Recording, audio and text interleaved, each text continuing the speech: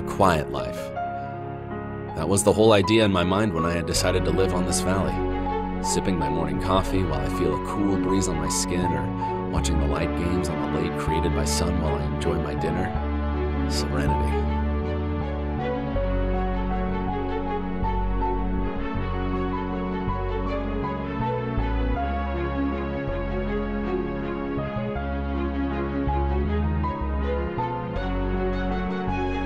You may think, what one might ask more from life? One morning, after 9 years away from the civilization, that is exactly the question that drove me to the roads.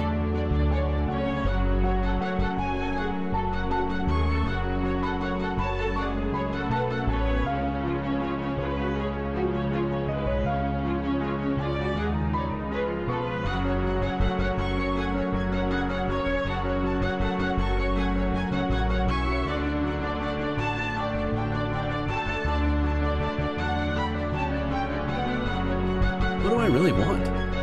Why did I wait until this time? What is not enough for me now? As I move between the high mountains, dozens of different questions passing through my mind. After all, do I have the courage to return to the town I was born in?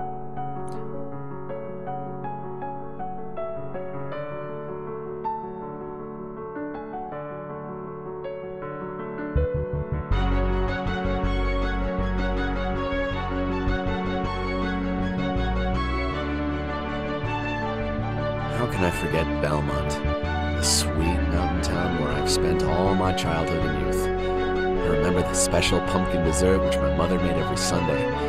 Belmont was famous with its pumpkin, and pumpkins grown here would be very big and juicy. But no one could make a pumpkin dessert quite like my mother.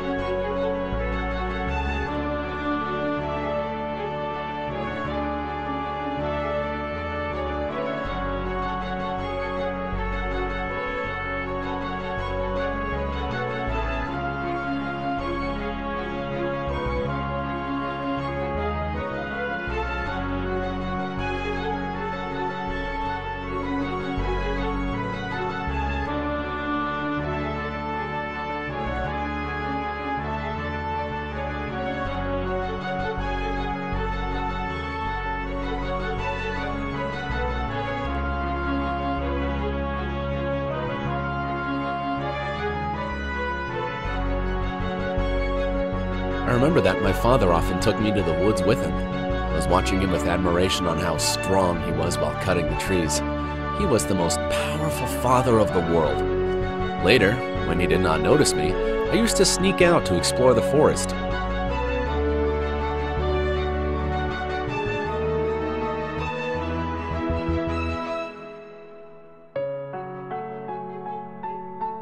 The forest was so big and lively. It feels like there were treasures and mysteries waiting to be found at every corner. But I should still be careful though, because my father said that if I go into the forest too deep, the horrible monsters would eat me.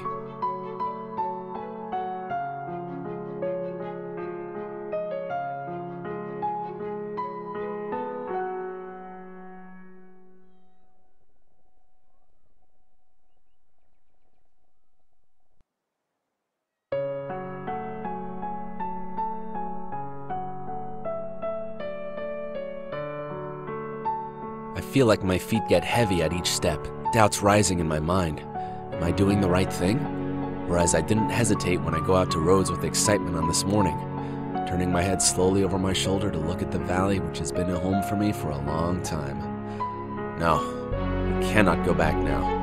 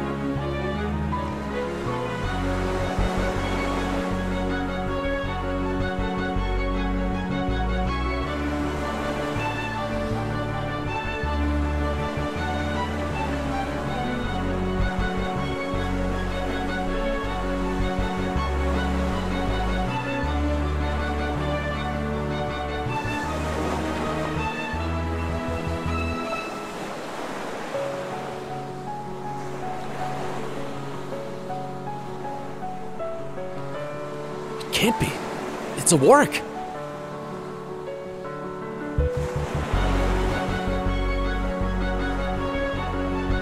Must have made all these caves in its nests. It seems to be unconscious. Hope it can't see me.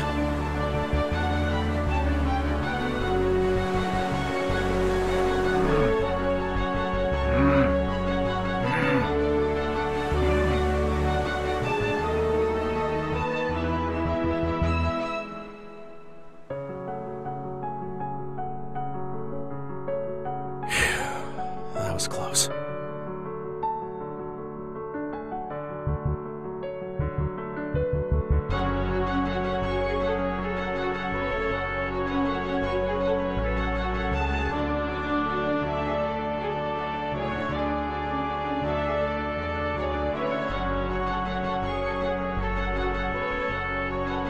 In one of my journeys I made to the woods, I had found something that maybe changed my whole life. Something even more beautiful than the brightest of treasures. A girl, rushing through the trees with her green hair and cheerful voice that reflects all of nature's vitality. She had not noticed me, and she was chasing a squirrel. She was almost my age, but she did not look like any girl I'd seen in the town before.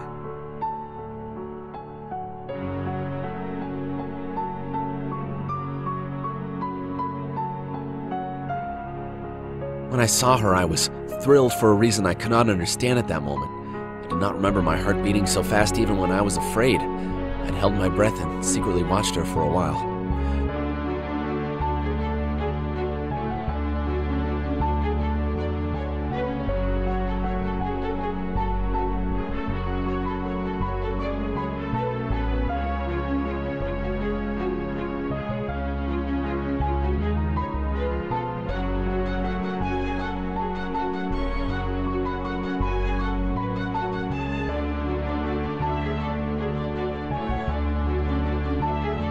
She caught the squirrel she was chasing and took it into her hands.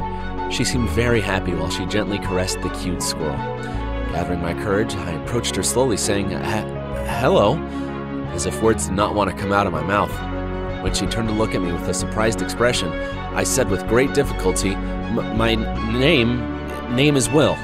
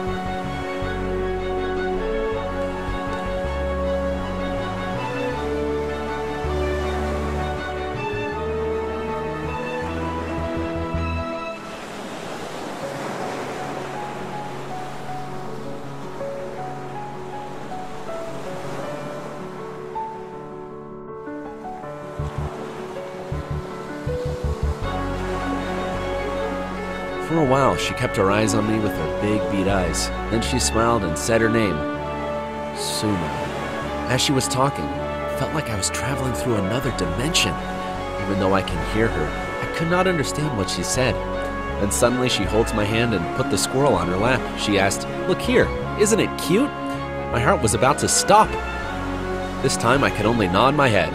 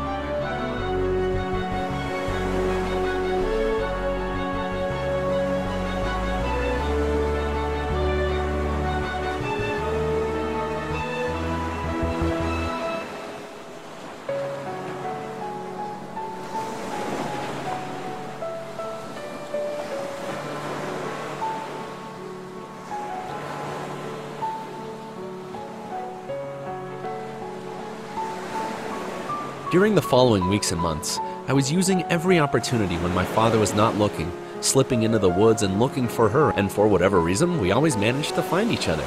Together, we'd lie down on the grass, climb trees, swim with fishes in the lake, and sometimes we'd just lean back against the rocks and watch the ocean. I was so happy every moment I was with her. I did not even know where she lived. When I tried to ask her, she just continued to smile meaningfully.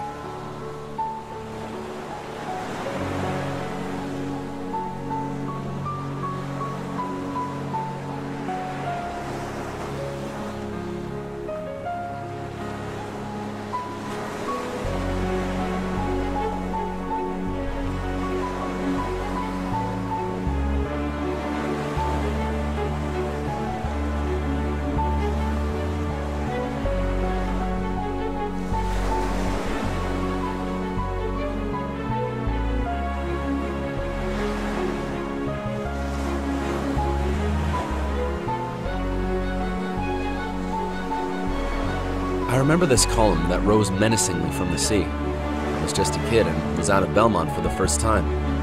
I wonder when I saw the glowing eyes of the dragon which wrapped around the column tightly. I cried and ran to my mom. My father told me it was from a terrible era which was ruled by monsters thousands of years ago. I did not want to live in such an age.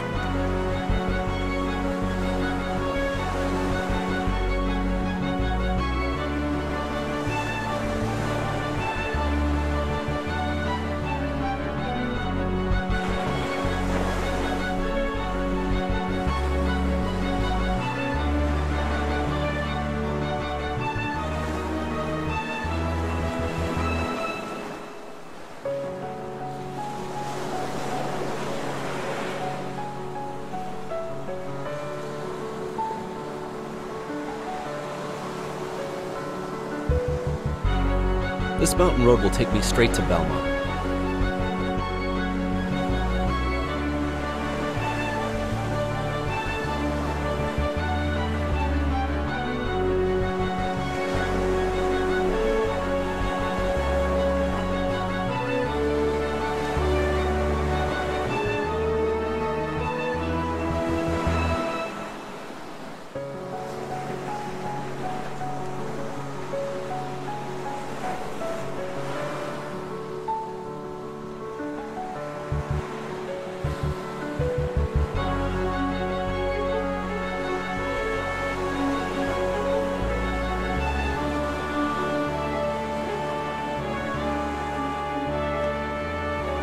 When we watched the ocean together, she's full of eyes and silent. I asked her the reason. She looked at me distantly and replied, "I'm afraid." She has brought so much joy to my life, and seeing her like that breaks my heart. To cheer her up, I said, "Let's go watch the gazelles."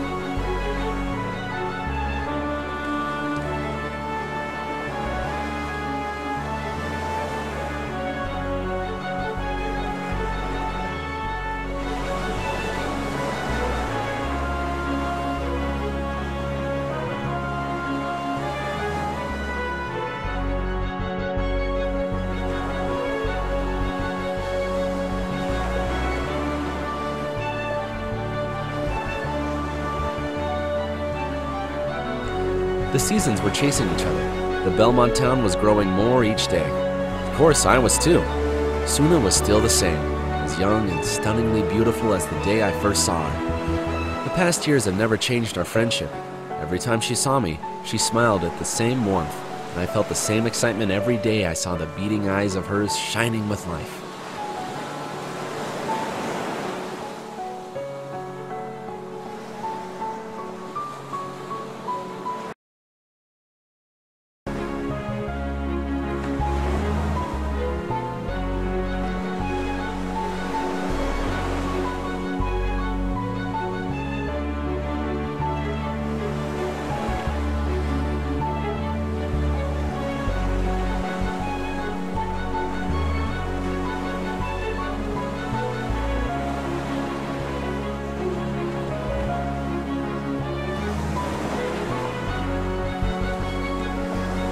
One of these days, lying on the grass and letting the sun to warm us up as if something had caught her attention, she puts her hand in my hair and pulls out a white hair. She examined my white hair in her hand for a long time. There was an anxious expression on her face. Then she looked at me and asked, "You'll not get old, will you?"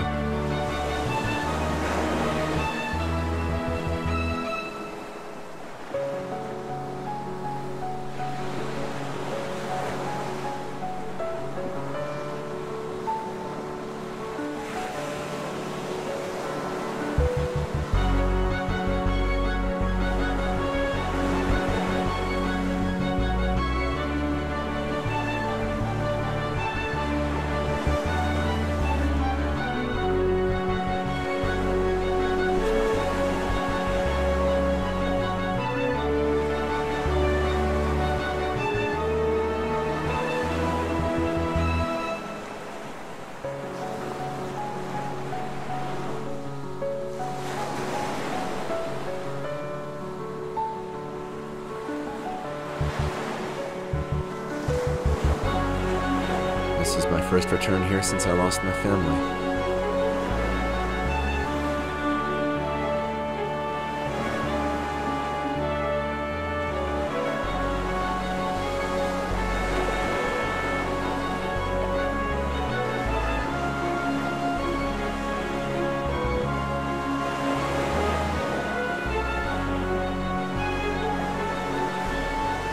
I've arrived. Lovely Belmont. Feels like I haven't seen you in centuries. Maple trees surrounding the town, the wedding flowers that embellish the streets, merging with the mountain air and overflowing the town. And of course, pumpkins.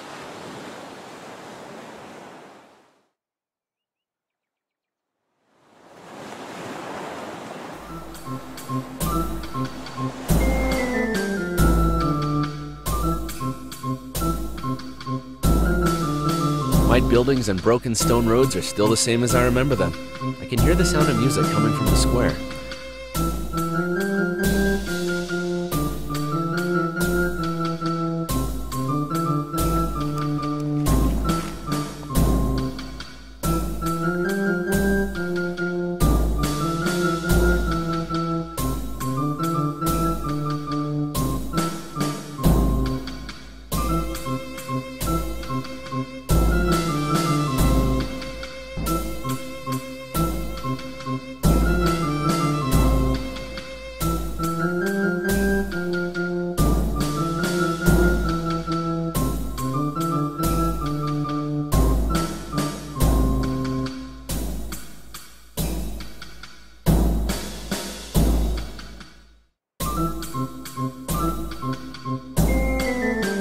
Belmont is still as lively as I remember.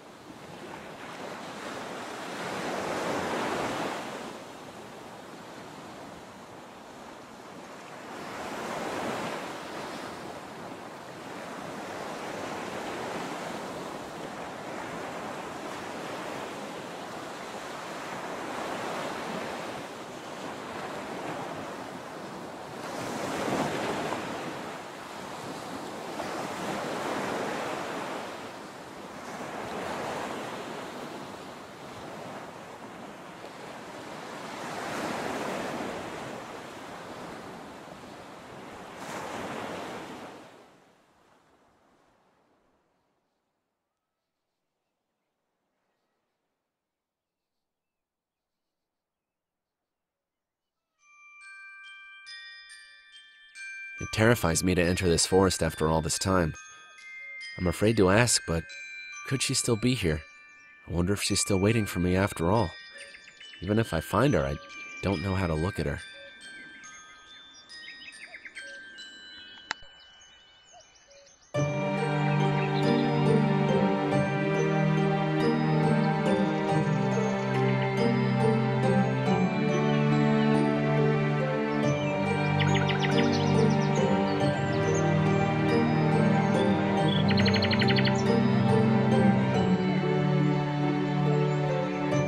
I remember the first time I kissed her. It was one of those days when we fell to our desire for adventure. Together, we went to the deepest part of the forest and discovered an ancient structure at the peak of the mountain. My father told me a story about this place. He said this temple was left from the old, and I had to stay away from there.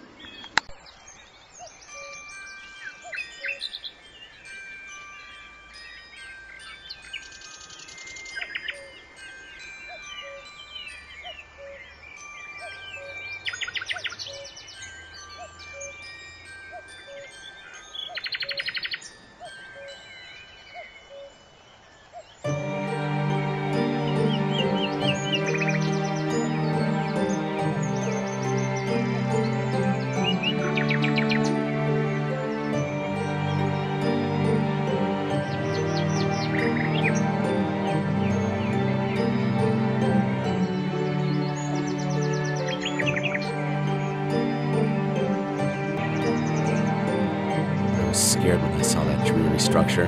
Suna did not like being close to it either, and she panicked, stepping backwards, lost her balance, and fell into my arms.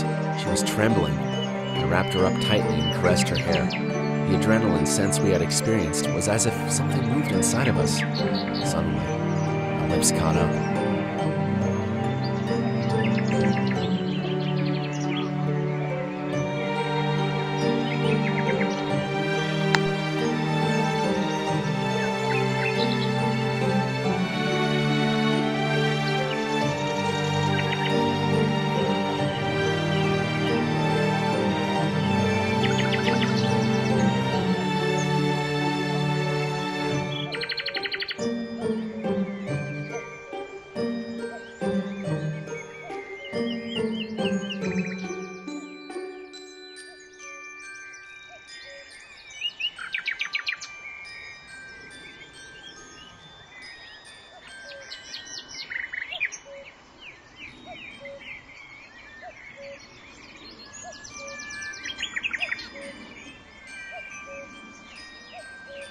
According to what is said in the town, an entity named Wise Demon lives there, and it watches the continents and the ocean with its all-seeing eyes.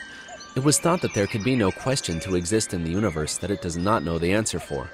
According to the rumors, even long before the establishment of the town, he lived there alone and never abandoned his temple.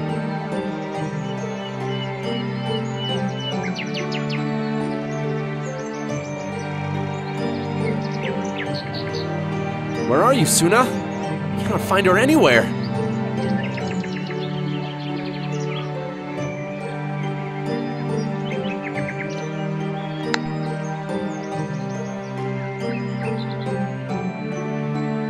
The Temple of the Wise Demon. Guess I have no other choice.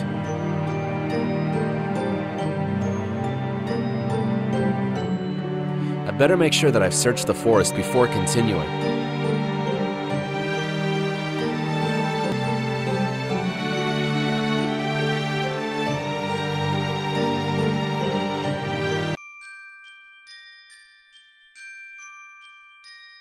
I climbed the broken stairs, And I looked at those horrifying eyes, even the oldest of time itself, its gaze piercing through my soul, as if it knows everything about me, everything I've experienced, and yet to experience.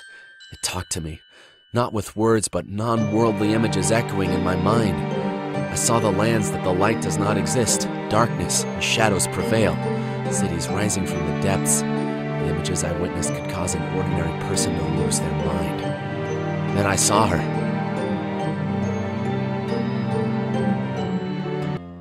Suna! There was despair in her eyes. She was suffering, frozen, and everything has gone dark.